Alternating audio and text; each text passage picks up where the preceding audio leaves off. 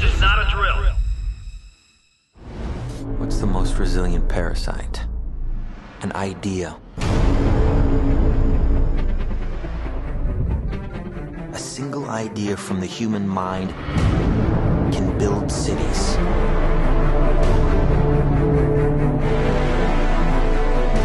An idea can transform the world and rewrite all the rules. Which is why I have to steal it. He's hiding something, and we need to find out what that is. We gotta break out of here. Give him the kick.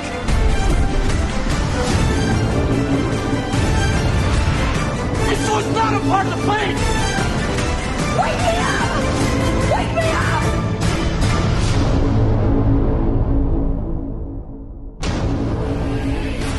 I know we have still not shattered that highest and hardest glass ceiling, but someday someone will, and hopefully sooner than we might think.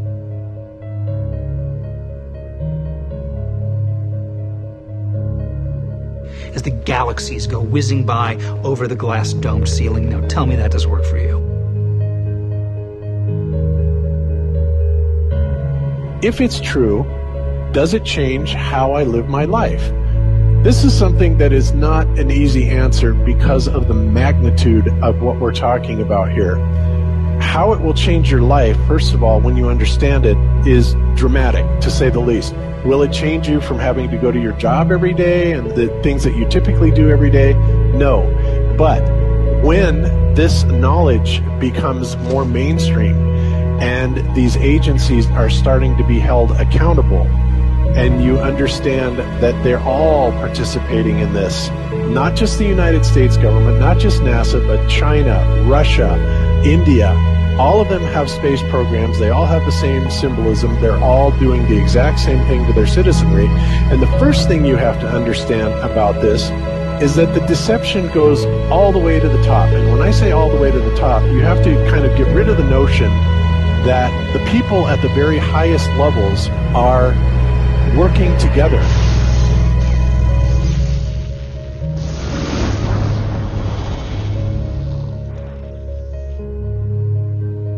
Why would they do this? Why are they trying to hide the fact that we are on an infinite plane or on a flat earth rather than a ball? Well, if you isolate people into the idea that they're on a blue marble that's in the middle of a universe that is really insignificant, and there's thousands or millions and billions of other worlds and possibly other civilizations, that makes most people think that we are insignificant and that we did actually come about as some sort of an accident.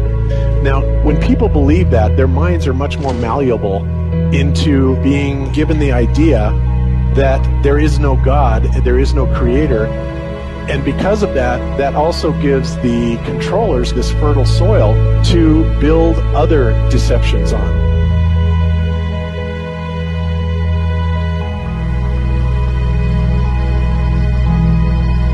Why do you think that Truman has never come close to discovering the true nature of his world until now? We accept the reality of the world with which we're presented. It's as simple as that.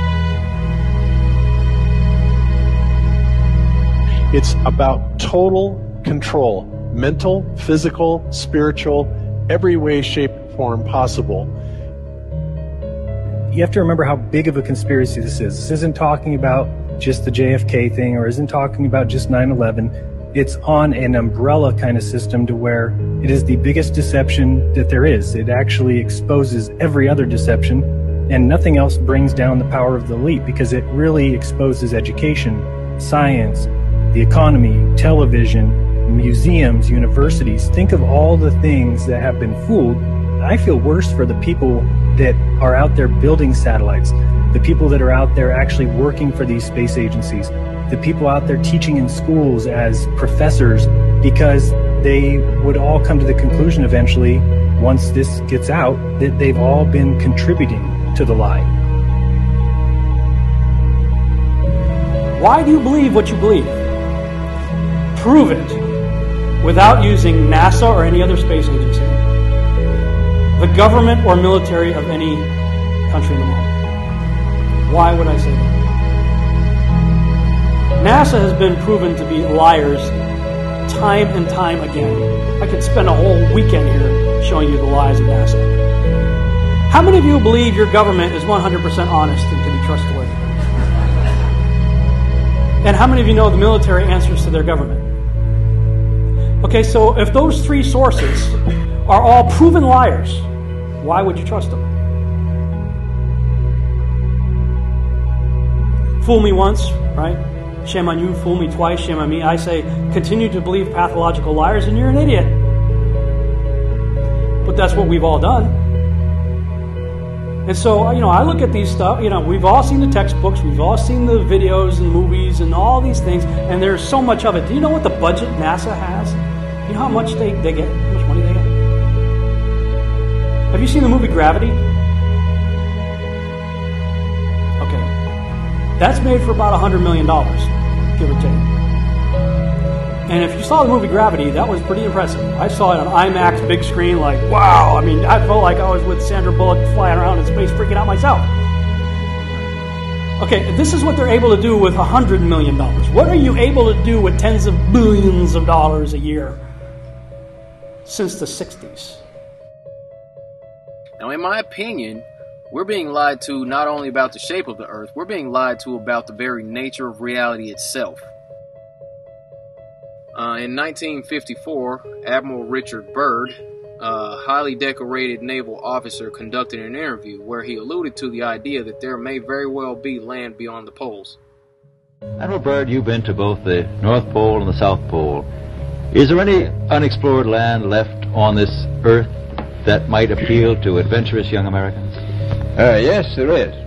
But strangely enough, there's left in the world today an area as big as the United States that's never been seen by a human being.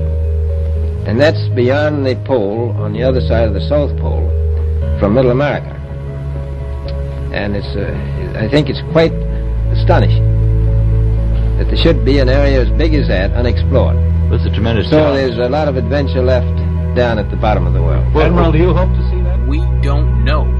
That's the big problem. We don't know where we are. Okay? That's what we're all trying to figure out here.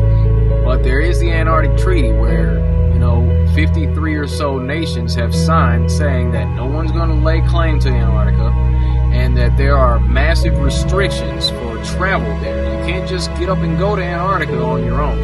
You have to have a tour guide with you. There are only certain entry points and there are limits on where you can go search. Personally, I think the unconquered South face is the only one worth scaling. It's a 20,000-foot sheer wall of ice, but that's never stopped me before.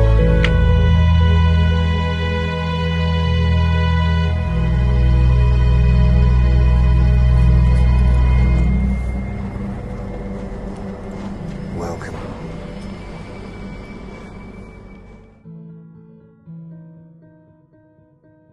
No, I just want to stand on top of the wall and piss off the edge of the world.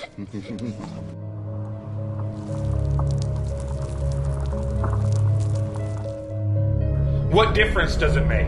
What difference does it make? Yeah, that's their favorite line. Got a lot of people, what difference does it make? You can't figure out what difference it makes? If you can't figure out what difference it makes that the people running your world are lying to you over and over your whole life, if you can't figure out that someone lying to you is trying to control you, suppressing of information, of knowledge is control. Deception of information and knowledge is a form of control. So what difference does it make? It makes a big difference, because once they start omitting information or lying about information about where you live, they're doing it to control you. Period. Why am I having to explain this to critical thinkers in the truth movement? The way you control billions of people is to keep them divided and fighting each other. Flat Earth is not a psyop. Flat Earth destroys the psyop. Every psyop that's been used to control us. For as long as they've known about it. So this system has been in power and control for hundreds of years, ever since they convinced the rest of the world that they didn't know where they live. It created this fantastical scenario to make people feel insignificant and to follow those that appear to know better. Why is the flat earth so important? Because it shows the deception. And if everybody would just come together and demand answers, they would be in checkmate. They would not know what to do. Train up a child in the way that he should go, and when he is old, he will not depart from it. I believe that's why we have so many who are indoctrinated to still believe and fight so hard for the heliocentric model. The reason being is because we've been taught the globe model since before we had the ability to think for ourselves. Think about that. Before you could think for yourself, before you could form rational thought, you've been taught that you live on a spinning ball, although your five senses tell you something totally different.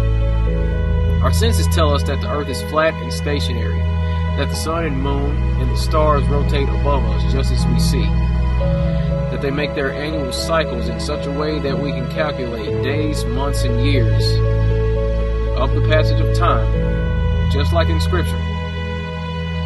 The earth in itself works like a well-designed timepiece, and we all know that any timepiece that we can think of has a designer. What if the lie is to hide the existence of that designer? What if they're lying to us about this because they're hiding God?